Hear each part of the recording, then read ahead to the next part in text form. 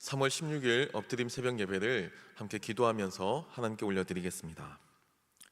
하나님 아버지, 이 새벽에도 저희를 깨워주시고 또 하나님께 기도할 수 있는 은혜 주시니 감사합니다.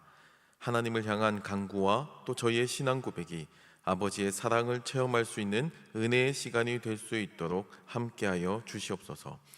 예수님의 이름으로 기도합니다. 아멘. 찬송가 351장 하나님께 찬양 올려드리겠습니다.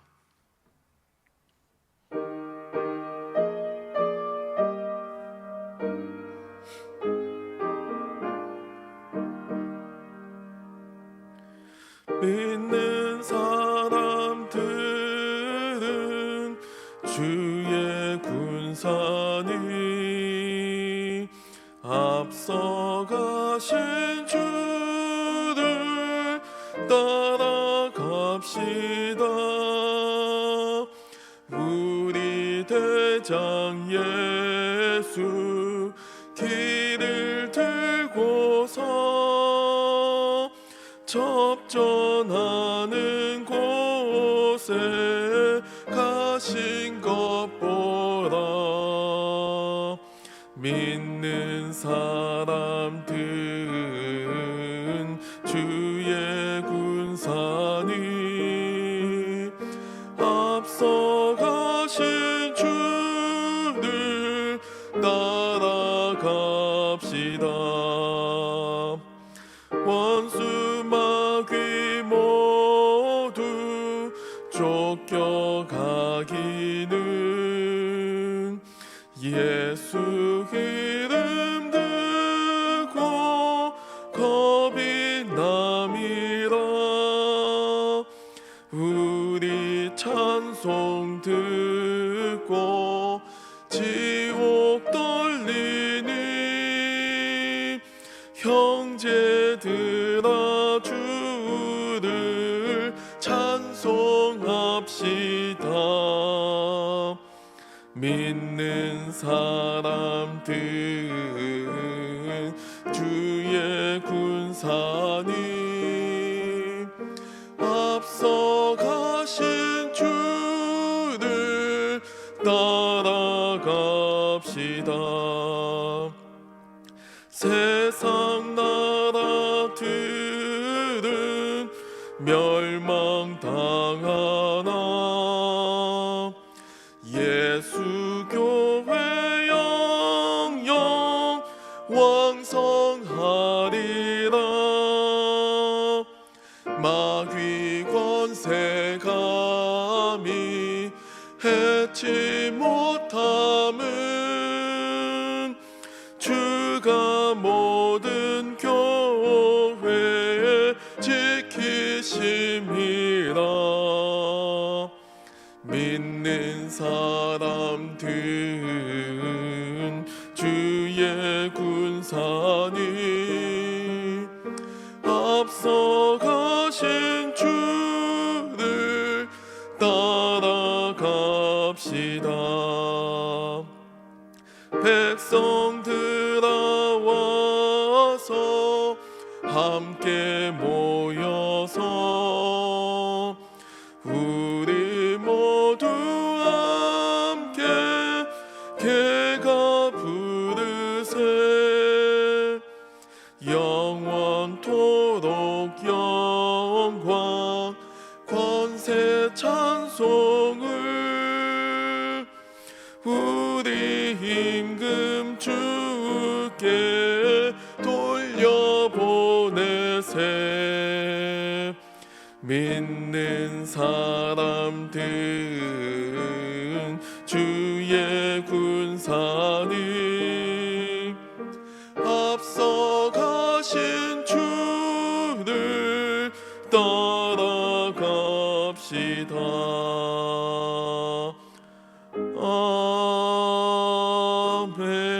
아멘. 오늘 우리에게 주시는 하나님 말씀은 구약성경 민수기 1장 1절로 19절 말씀입니다. 구약성경 192쪽, 생명의 삶은 96쪽에서 97쪽입니다. 이제 하나님의 말씀을 봉독합니다. 이스라엘 자손이 애굽 땅에서 나온 후 둘째 해 둘째 달 첫째 날에 여호와께서 시내 광야 회막에서 모세에게 말씀하여 이르시되 너희는 이스라엘 자손의 모든 회 중 각 남자의 수를 그들의 종족과 조상의 가문에 따라 그 명수대로 계수할지니 이스라엘 중 20세 이상으로 싸움에 나갈 만한 모든 자를 너와 아론은 그 진영별로 계수하되 각 지파의 각 조상의 가문의 우두머리 한 사람씩을 너희와 함께 하게 하라. 너희와 함께 설 사람들의 이름은 이러하니 루벤 지파에서는 스데울의 아들 엘리술이요 시므온 지파에서는 수리사떼의 아들 술루미엘이요 유다 지파에서는 암미나답의 아들 나손이요 이사갈 지파에서는 수알의 아들 느다넬이요 스불론 지파에서는 헬론의 아들 엘리압이요 요셉의 자손들 중 에브라임 지파에서는 암미우스의 아들 엘리사마요 므낫세 지파에서는 브다술의 아들 가말리엘이요 베냐민 지파에서는 기드온이의 아들 아비단이요 단 지파에서는 암미사떼의 아들 아이에셀이요 아셀 지파에서는 오그란의 아들 바기엘이요 갓 지파에서는 드우엘의 아들 엘리아삽이요 납달리 지파에서는 에난의 아들 아히라이니라 하시니 그들은 회중에서 부름받은 자요 그 조상 지파의 지휘관으로서 이스라엘 종족들의 우두머리라. 모세와 아론이 지명된 이 사람들을 데리고 둘째 달 첫째 날에 온 회중을 모으니 그들이 각 종족과 조상의 가문에 따라 20세 이상인 남자의 이름을 자기 계통별로 신고하며 여호와께서 모세에게 명령하신 대로 그가 시내 광야에서 그들을 계수하였더라. 이 말씀은 살아계신 하나님의 말씀입니다. 아멘. 지난 세기 한국은 세계 기독교 역사상 그 유래를 찾아볼 수 없을 정도로 아주 급속도의 성장을 보였습니다. 엄청난 부흥을 경험했다라고 많은 교단에서 또 선교 보고가 있어 왔죠. 단지 수적으로만 증가한 것이 아니고요, 또 뛰어난 교육열과 함께 또 경제 성장의 한 중심에서 더 나은 삶을 살고자 하는 그 열망과 의지가 가득했습니다. 기독교인들뿐만 아니라 모든 이제 대한민국 전반의 사회 분위기가 그러한 열망으로 가득했지만 특별히 대한민국의 기독교인들은 거기에 신앙까지 더해져서 하나님을 향한 그 믿음과 간절함과 부르짖음이 그 미래에 대한 열망과 소망으로 또 열매를 맺게 되었다라는 평가가 주된 서구의 평가였습니다. 당시 서구 교회가 많이 기독교가 침체되고 있었던 시기였거든요. 서구 교회는 주일 성수 그 자체의 목적을 두고 있을 때에도 당시 한국 교회, 그러니까 이제 80년대, 90년대 이 당시 한국 교회는 캠퍼스와 각 지역과 일터와 가정에서 이제 복음을 머리로만 공부하고 배우는 것이 아니고 삶으로서 직접 살아내기 위해서 몸부림을 쳤고요. 이것은 다양한 형태의 신학 공부와 또 제자 훈련을 통해서도 연결될 수가 있었습니다. 하지만 오늘날 제자 훈련은 중대한 도전에 직면하게 되었습니다. 제자 훈련 무용론이 나오기 시작했고 또 오히려 그 폐단을 지적하면서 자유로운 그 신앙생활을 강조하는 풍토가 생겨나게 되었습니다. 물론 제자 훈련 가운데 모든 것이 다 긍정적인 결과만, 긍정적인 열매만을 맺을 수는 없었겠죠. 과정 가운데는 분명히 실수도 있었고 과정 가운데는 분명히 우리가 인지해야 할 잘못들도 있었을 겁니다. 하지만 문제는 이 제자훈련 자체 그리고 성도들이 함께 배우고 성장해야 한다는 이 문제의식 자체가 오늘날 우리 사회에서는 사라졌다라는 겁니다. 복음도요, 엄격하고 무거운 내용을 전달하기보다는 듣기 좋은 복음, 현대인들의 감성에 맞는 형태의 그 적당한 위로가 있는 그런 복음이 선호되게 됩니다. 그게 잘못되었다는 것이 아니라 때로는 죄에 대해서, 때로는 심판에 대해서, 때로는 강하게 질책하고 회개하고 또 하나님께 부르짖는 것도 필요한데 그것보다 이 복음을 마치 인문학적인 지혜 또는 처세술과 같이 적당한 위로감을 전달해 주는 형태로, 심리적인 형태로 바꾸어서 복음을 전하는 것이 선호되게 되었다라는 겁니다. 특별히 코로나 이후 교회는 더 큰 도전 앞에 직면하게 되었죠. 주일날 대면 예배 오는 것도 이제 어려운 상황이 되다 보니까 이제 온라인 예배에서 대면 예배 오는 것만 해도 큰 권면이 되고 말았습니다. 주일날 현장에서 예배 드리는 것만으로도 아주 훌륭하다라고 이야기해주는 상태가 되고 말았어요. 예전에는 이게 당연한 거였죠. 여기에 더해서 내가 봉사하고 섬기고 또 하나님의 말씀을 공부하고 또 제자 훈련을 거쳐서 내가 하나님 앞에서 올바로 서는 것에 대한 열망과 열정으로 가득했다면, 지금은요 온라인 예배가 아닌 현장 예배 오는 것만으로도 만족하는 풍토가 생겨나게 되었다는 겁니다. 더 이상의 엄격한 제자 훈련이나 양육 훈련은 부담스러운 것이 되고 말았어요. 오늘 저희가 읽은 본문의 이 이스라엘도 비슷한 상황에 처해 있습니다. 애굽 땅에서 나온 이스라엘 백성들은 이제 가족들 수까지 이제 넉넉하게 계수하면 약 300만 명에 달할 것으로 추측됩니다. 물론 200만 명에서 300만 명 그 언저리 왔다 갔다 하긴 하지만 장정만 약 60만 명이라고 보았을 때 여러 식솔들까지 계산하면 아마 대략 한 300만 명 정도 최대로 집계할 수 있을 겁니다. 하지만 이들은요 300만 명이라는 숫자가 무색할 정도로 체계적으로 준비되지 못한 상태였습니다.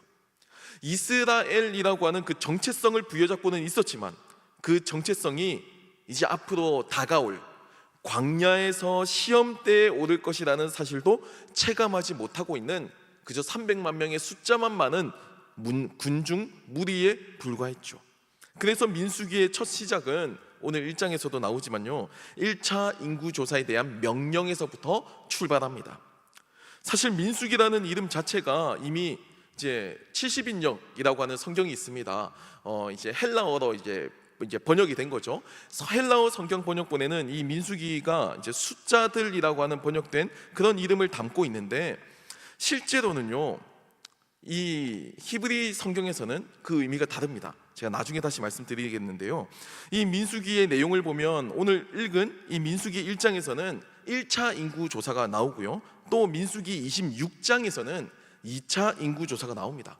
그러니까 헬라어 성경에서 이 민수기를 수를 세다, 백성들의 수를 세다라고 하는 인구조사를 의미하는 이 단어가 사실 이 이름을, 이 성경을 대표하는 이름으로서 크게 잘못된 것은 아니다라는 걸 볼 수가 있습니다.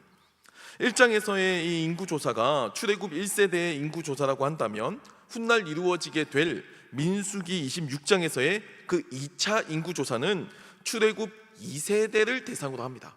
무엇 때문에 하나님께서는 이들을 인구조사를 하길 원하셨을까요? 출애굽을 하게 되었을 때 그들이 이제 광야에서의 삶을 살아가게 되는 그 민족이 왜 그들의 숫자와 개수가 하나님께는 중요하게 여겨졌을까요? 출애굽 이후 이스라엘 백성들의 광야 생활 40년을 기록하는 이 상황에서 이 민수기 기자는 인구조사를 왜 이렇게 중요한 위치에 두고 중요한 가치를 가지고 설명하고 있을까요? 히브리 성경에서 이 민수기 이름은요 베미드바르라고 불립니다. 이 베미드바르라고 하는 단어는요 광야에서라고 하는 의미를 가지고 있습니다. 광야에서라고 불렸던 이 성경을 왜 헬라어 성경인 70인역은 왜 숫자들이라고 바꾸었을까요? 그만큼 인구조사가 중요했다라는 겁니다. 앞으로 펼쳐질 광야에서의 여정은 이스라엘 민족에게는 준비가 필요했습니다. 이스라엘 백성은 출애굽 이후에 율법을 받았습니다. 성막도 완성했습니다. 그 말은요 하나님의 백성으로서의 그 정체성을 지키기 위한 법이 있었고 또 예배도 계속 드리고 있었다는 겁니다. 현장 예배도 여전히 드리고 있었다는 거예요. 하지만 이 베미드바르 광야에서의 삶은 그 정도 가지고는 부족하다는 겁니다. 앞으로 펼쳐지게 될 우리들의 미래, 이스라엘 백성들이 마주하게 될 그 세상의 미래, 광야에서의 그 삶은 그 정도 법을 가지고 있다고 해서, 예배를 드린다고 해서 만만하게 봐서는 안 된다는 것을 의미합니다. 본문 2절과 3절 말씀을 보면요 너희는 이스라엘 자손의 모든 회중 각 남자의 수를 그들의 종족과 조상의 가문에 따라 그 명수대로 계수할지니 이스라엘 중 20세 이상으로 싸움에 나갈 만한 모든 자를 너와 아론은 그 진영별로 계수하되 라고 기록하고 있습니다. 싸움에 나갈 만한 모든 자를 계수하여서 광야에서 닥쳐올 이스라엘의 삶, 그 베미드바르의 삶을 준비해야 한다는 겁니다. 광야에서의 삶을 준비하기 위한 이 인구조사는 오늘날로 치면 제자 훈련과 유사합니다. 단순한 인구조사가 아니에요.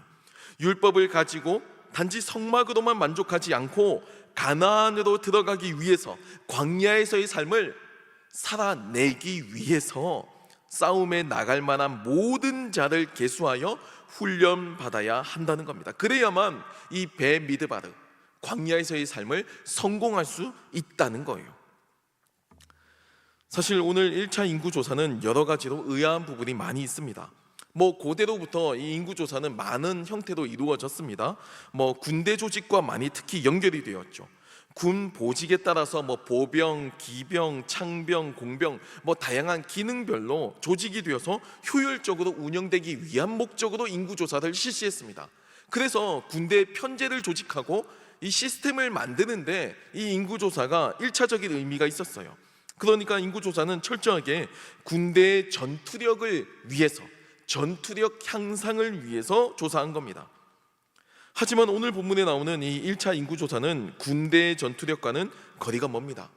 각 조상의 가문에 따라서 이루어졌기 때문에 비효율적이죠.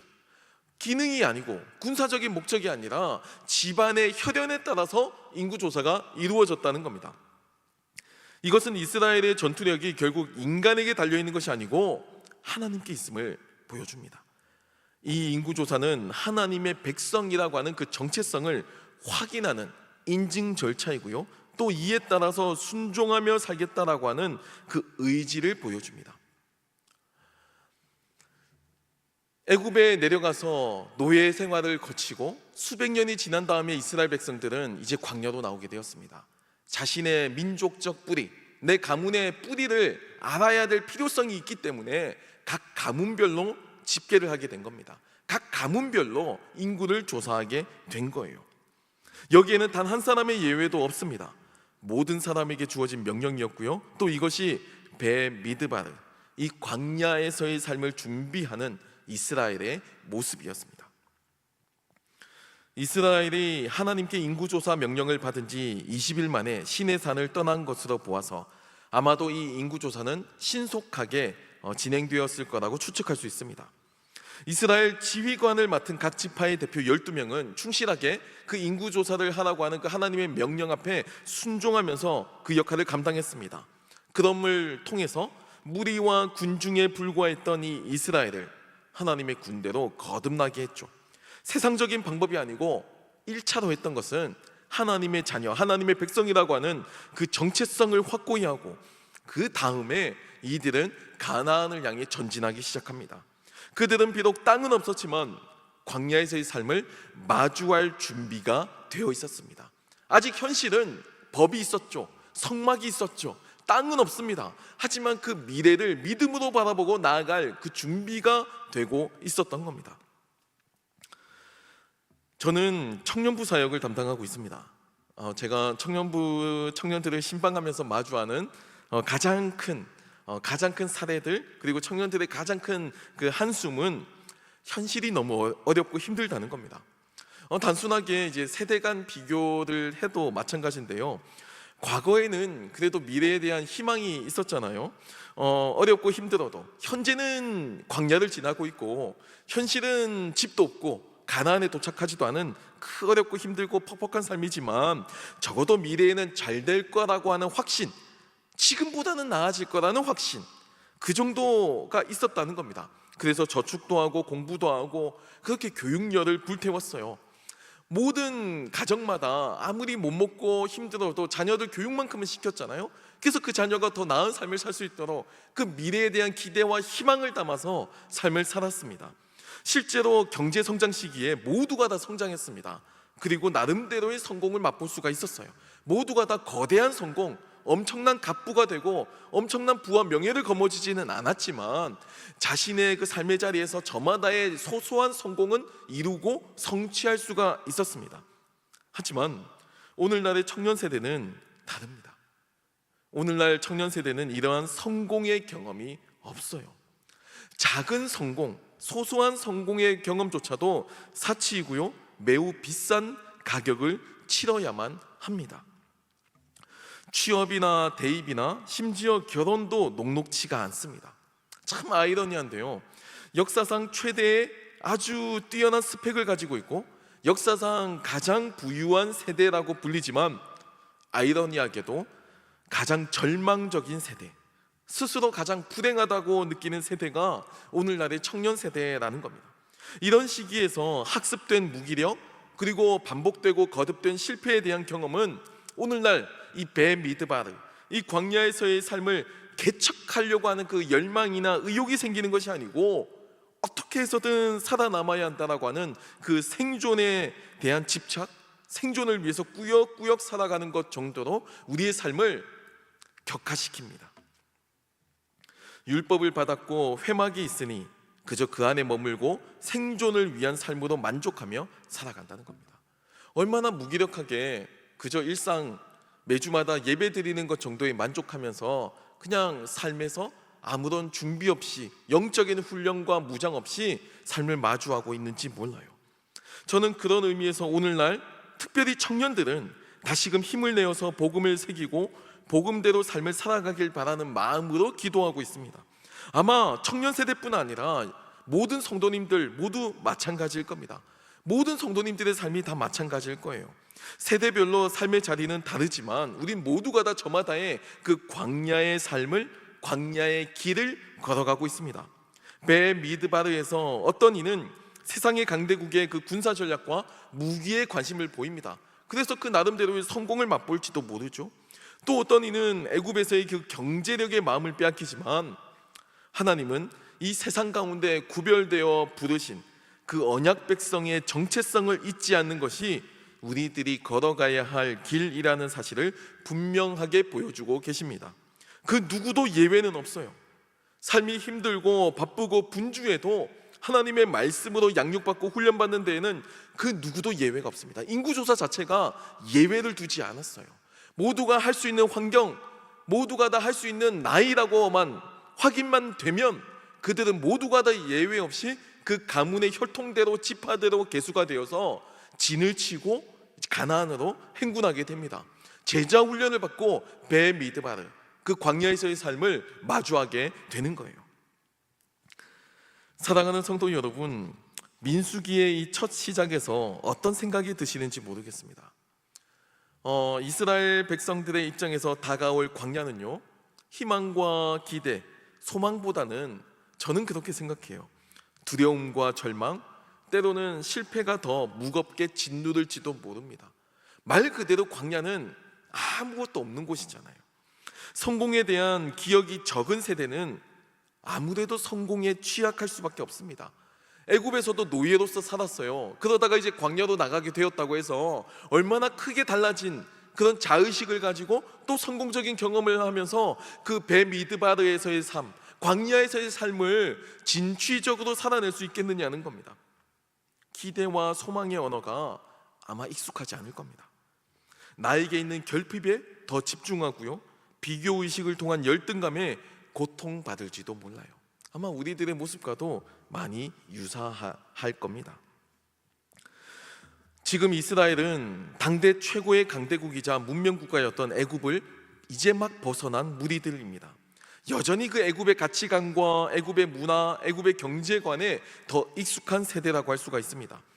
그들에게 이 문명을 벗어난 이 베미드바르, 광야는요, 낯선 장소입니다. 그 누구도 광야에서 생존하지 못했고요, 광야에서의 삶에 대해서 전해주지도 않았습니다. 그 낯설고 불확실한 그 광야를 앞에 두고 그들은 하나님 앞에서 자신의 정체성을 되새깁니다. 우리는 어디에서 왔고 어디로 가는가, 이 1차적인 목적이 뚜렷해야 베미드바르에서의 삶을 혼란을 겪지 않고 방황하지 않고 살아갈 수 있다는 겁니다. 사랑하는 성도 여러분, 우리에게 닥쳐올 미래도 광야와 같습니다. 그 누구도 예측할 수 없고 장담할 수 없는 불확실성의 세상, 여러 가지 위험과 어려움으로 가득한 세상을 우리는 내 선택의 여하와 상관없이 아마 앞으로 걸어가게 될 겁니다. 하지만 내가 선택할 수 없는 이 미래 가운데서도, 내가 선택할 수 없는 이 베미드바르의 삶 가운데서도 우리가 선택할 수 있는 게 하나 있습니다. 하나님의 말씀을 붙잡고 훈련받아서 거대한 무리나 군중 속에 숨어있는, 그저 숨만 쉬고 교회를 오고 가는 그런 썬데이 크리스찬을 벗어날 수 있는 선택이 우리에겐 주어져 있습니다. 하나님의 군대로 재편되어서 예외 없이 모두가 다 훈련받아서 적극적으로 그 배 미드바르에서의 삶을 준비할 수 있는 그 선택이 우리에게는 주어져 있습니다. 제가 앞서 지난 세기 한국 교회는 엄청난 부흥의 성장을 경험했다라고 말씀을 드렸습니다. 그리고 이 부흥의 이면에는 복음에 대한 열망이 있었다는 것도 말씀드렸습니다. 그 열정은 말씀에 대한 사모함이었고요, 또 예배에 대한 열정으로 이어졌고, 한국 교회만의 독자적인 전통인 그 사경회, 밤을 새면서 말씀을 공부하는 전통을 낳았습니다.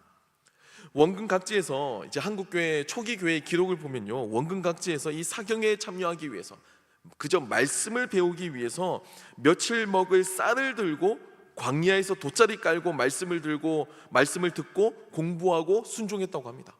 당시에는 목사님들이 많이 없었잖아요. 신학교도 거의 없었잖아요. 그러니까 말씀을 공부할 수 있는 기회가 없던 겁니다. 어디서 저 먼 도시에서 어떤 목사님이 며칠 동안 사경회 한다, 그 소식만 들으면 부랴부랴 생쌀을 챙기고 그냥 그곳으로 가서 몇 날 며칠 그 야외에서 천막을 치고 텐트를 치고 말씀을 듣고 밥을 해 먹으면서 그렇게 말씀에 대한 사모함이 있었다는 겁니다. 철야 예배와 같이 매주 모여서 밤을 지새고 찬양하고 기도하면서 민족의 복음화를 부르짖었어요. 요즘에는 그런 거 잘 안 하죠. 민족의 복음화 이런 거 다 옛날의 허상, 옛날의 비전으로 다 치부해 버렸습니다. 그냥 먹고 사는 문제가 너무 급급하니까 사실 뭐 통일에 대한, 아니 지금 우리 남한에 대한 복음화 역시도 시들시들해진 게 우리들의 모습이라고 할 수 있을 겁니다. 황량한 광야와 같이 아무것도 제대로 준비되지 않은 부족한 것 투성이었지만, 적어도 그때의 한국의 이 믿음의 선배들에게는 희망과 기대와 소망과 열정이 있었습니다. 남들과 비교하고 절망을 학습하지 않고 하나님과 함께 성공을 연습하면서 희망을 선포했습니다. 그리고 오늘날 우리는 이 영성을 회복할 필요가 있습니다. 민수기의 이 첫 시작과 같이 군중에서, 무리에서 군대가 되는 결단을 해야 합니다.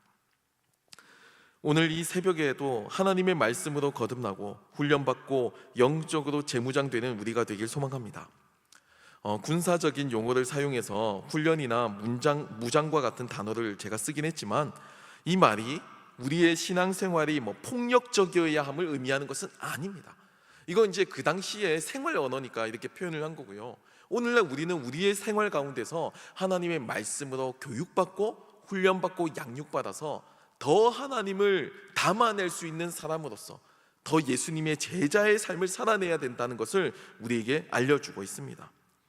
우리가 과소평가하고 외면하고 잊고 있었던 하나님의 말씀을 더 소중하게, 더 깊이 있게, 더 중요하게 배우고 받아들이길 소망합니다. 우리에게 주어진 배 미드바르, 이 광야의 삶을 하나님과 함께 시작하는 이 민수기와 함께 이제 새롭게 여는데요, 바로 오늘부터 결단하고 양육과 또 말씀과 공부 가운데, 제자훈련 가운데 많이 참여하여서 또 하나님을 깊이 알아가는 저와 여러분이 되길 소망합니다. 기도하겠습니다. 살아계신 하나님 아버지, 오늘날 우리들의 삶은 기대와 희망, 소망보다는 절망과 낙심, 좌절에 익숙해져 있습니다. 성공보다 실패에 익숙하며 희망보다 절망의 언어에 길들여져 있습니다. 배 미드바르, 광야의 삶을 살면서 여전히 우리는 그 낯선 불확실한 삶을 살아갈 연습과 준비가 되어 있지 않습니다. 주님, 우리가 결단하여 주님의 말씀을 사모하고 훈련받아 무능력한 썬데이 크리스천에서 벗어나 주님의 진정한 제자가 될 수 있도록 함께하여 주시옵소서. 교회를 위해서 기도합니다. 복음사역 잘 감당하게 하여 주시고, 소그룹과 교구 그리고 교육부서 모두 예수 그리스도의 장성한 분량으로 성장하도록 지켜주시고, 사랑하는 우리 담임 목사님, 우리 안산제일교회를 섬기시기에 부족함이 없도록 특별한 은혜 가운데 함께하여 주시옵소서. 이 시간에도 하나님께 예물을 드린 손길들 또한 있습니다. 이 예물이 쓰이는 곳마다 하나님의 영광이 나타나고 하나님의 나라가 확장되는 데 선용되게 도와주시옵소서. 물질을 통해 드린 마음과 헌신이 하나님께서 흠양하시는 합당한 예물이 되게 하시고, 이를 통해 하나님께 영광이요 우리에게도 기쁨이 되게 하여 주시옵소서. 예수님의 이름으로 기도합니다. 아멘. 하늘에 계신 우리 아버지, 아버지의 이름을 거룩하게 하시며 아버지의 나라가 오게 하시며 아버지의 뜻이 하늘에서와 같이 땅에서도 이루어지게 하소서. 오늘 우리에게 일용할 양식을 주시고 우리가 우리에게 잘못한 사람을 용서하여 준 것 같이 우리 죄를 용서하여 주시고 우리를 시험에 빠지지 않게 하시고 악에서 구하소서. 나라와 권능과 영광이 영원히 아버지의 것입니다. 아멘. 이 시간 기도하실 때 나라와 민족 교회를 위해서 그리고 오늘 말씀을 놓고 계속해서 기도의 자리로 나아가겠습니다.